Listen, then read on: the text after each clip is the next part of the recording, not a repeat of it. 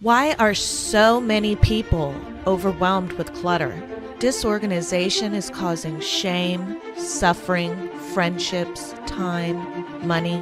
People just like you, wondering where and how to create an organized lifestyle. This podcast offers expert tips and solutions for your clutter obstacles. My name is Rachel Seavey, and this is the Hoardganize Podcast.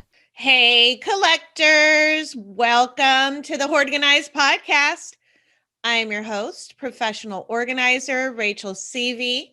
And today we are still way deep in our use it or lose it challenge. We're going through items to see if they're truly being used or if we're saving them and not using them. So this means wearing makeup you haven't worn. This means dressing up. This could be dressing down, trying things on, and basically scrutinizing the articles that we're letting take up space in our home. And not only is this a good decluttering practice, but you're able to save time and money. And by going through and seeing what it is you own, what you're using, what's expired, you're able to take an inventory on your toiletries, on your cosmetics, on any of your hygiene products. And it saves you time and money because once you've realized what you've had and you're able to replenish items, you know if you're out of allergy medication, you know if you're running low on shampoo, or if you've got 6 bottles that you had no idea that you got from Costco a few months ago and you totally forgot. So taking an inventory on our items allows us to save money, so you're not buying duplicates. And it allows you to save time because you're not spending a whole bunch of time looking for this particular item or spending time going out to recoup the same item because you can't find it. So great decluttering practice, saves time and saves money. And that's just going through your belongings with a thorough eye, checking out expiration dates. I know they're tedious. We talked about the dates being incredibly small. We talked about some of us don't believe in expiration dates. So this can truly be a task on its own, just going through and saying what is still safe and healthy to ingest or put on your skin and hair. So my lose it or use it or lose it story this week is kind of fun. I was using a purse that I don't usually use. And I just thought, well, okay, use it or lose it. I'm going to use it. It's been probably about 5 years since I had used that purse. And there were a couple of things. So I used it for about a month, and there were just a couple of things that were really bugging me. I mean, first of all, and if you use a purse or if you have a satchel or any kind of bag, I mean, it doesn't matter. If you've lost something in a bag, you know where I'm at. I couldn't find a darn thing in this purse. I couldn't find a pen when I needed it. My wallet seemed to go to the very far corner where I would think I lost it. And really, it was kind of becoming an inconvenience because I guess now I don't need as much stuff in my purse. And so it was just swallowing the stuff that I had in there. Chapstick, forget about it. I couldn't find it. And I organized my purse into little bags of like items, and I still wasn't able to, as quickly as I would like, find things, especially while driving or so number one, that was totally annoying and a good reason to let the thing go. I'm also struggling with it being a leather bag. Now, I bought it a while ago, several years ago, and I was fine with that. But now, the me now kind of has a problem with it. And I think I'm going to be letting go of my leather goods. I'm not 100% sure because I think I might have like some shoes or something that I might keep that's leather, but I think definitely going forward, I'm not going to buy any more leather or animal skin type stuff. Just preference thing, no reason really at all, just trying to be a little bit more mindful. And So I had two reasons, and I'm like, okay, this purse is out of here. But it was mostly because of not being able to find anything in the purse. So, I go to the Goodwill. I mean, every other day, Salvation Army, thrift stores, Savers, all these kinds of places. And I'm now becoming a regular on my local Buy Nothing group. And I thought, I want a different outlet for this purse. This is a really nice purse, and I want it to go to somebody that isn't expecting it and that will be totally surprised and grateful. So there's this homeless woman that hangs out in front of a liquor store in a not so nice area that's quite a bit a distance, but I commute a lot. So, and so this purse, and I decided to throw in some rings because a few weeks ago I had decluttered some rings. So I just threw in some little jewels and whatnot into the purse, and it made its way to her. And it's funny because it's one of those things too where you really can't control what happens to your purse. So I thought about it. Where is this purse going, and what's it going to do for this person? So there are a couple of options, and they're both cool. She could totally sell it for crack or whatever. She's definitely on something, but and then that would make it in, then someone else would get the purse, and what would they do with it? I was curious to know. And then it's like, what would she put in there? Would it be like all of her personal belongings? Would it be paraphernalia? Would it be, like I just started thinking of the life of this purse. It's now got this fun, kind of sketchy afterlife after being in my closet for a really long time and then not being appreciated on my shoulder. So it just made me feel really good to just be totally random and give somebody that wasn't expecting something nice. So that was kind of fun. That's my use it or lose it story. I can't control. Is she going to use it? Is she going to sell it for crack? But I can only wonder. But if that purse had eyes, or if it could talk in 5 years, I bet you it'll have a lot of good stories. And that for me is a benefit. That just makes me smile. And with all the crazy stuff going on in the world, you got to do things that make you smile. I posted on our Facebook group, I had seen it somewhere on the internet, and it said, that this couple declutters, it's just a joke, by bringing something they don't want anymore and sticking it in somebody's house that they go visit and seeing if they see it or notice it. So that's another fun way to get rid of stuff, if you have a good sense of humor.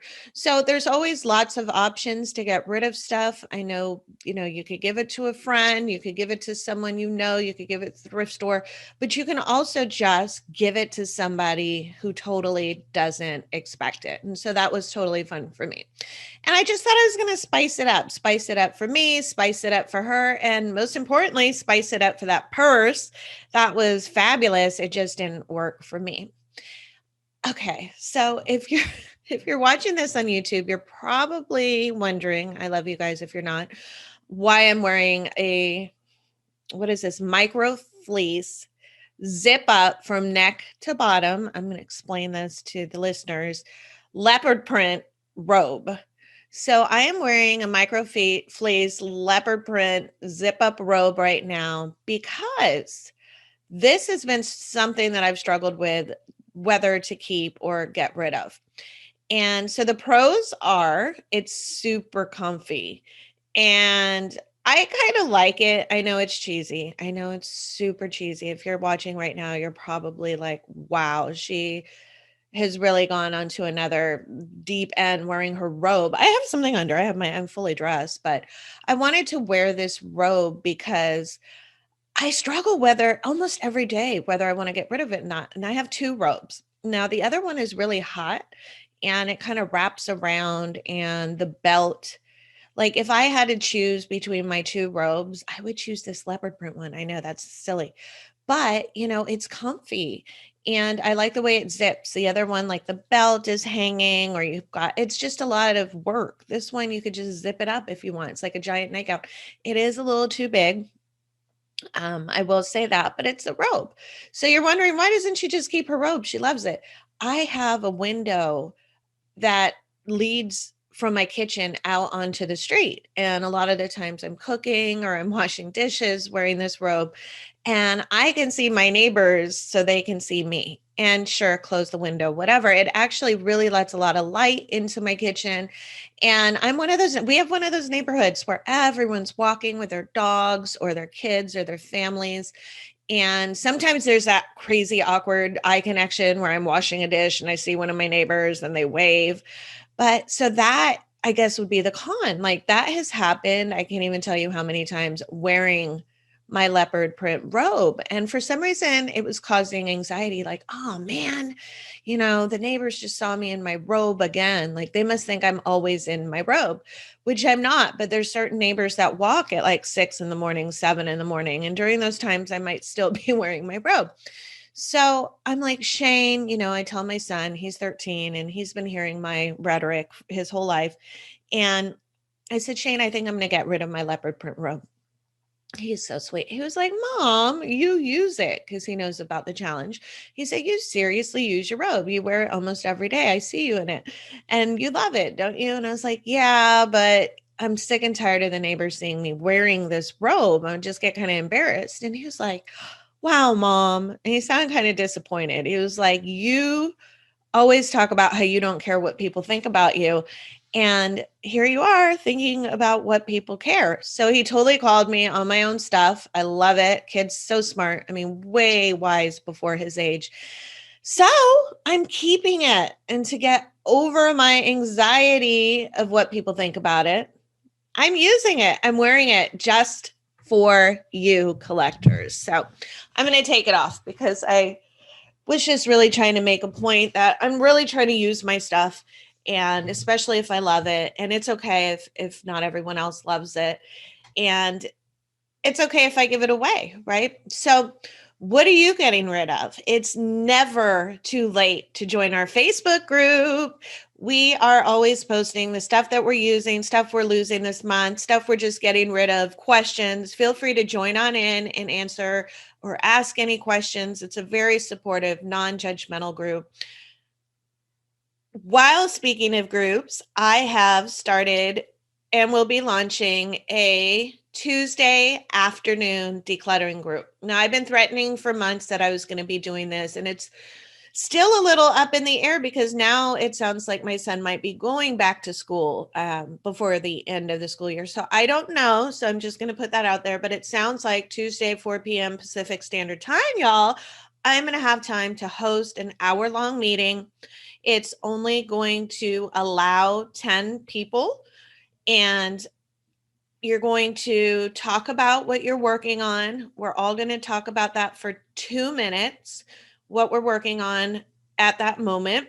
And then together, we're going to be clutter buddies and work on our projects together and ask questions and answer questions and just really dedicate a space and a time for your decluttering and to ask me any questions that you might have about your specific circumstance. And I know a lot of you are interested in hiring me as a coach, but maybe it's too expensive. Maybe you haven't decided yet. This is a real fun way to get a lot of free advice from me, to meet people that are just like you from all over the world, and to dedicate a time to go through your stuff.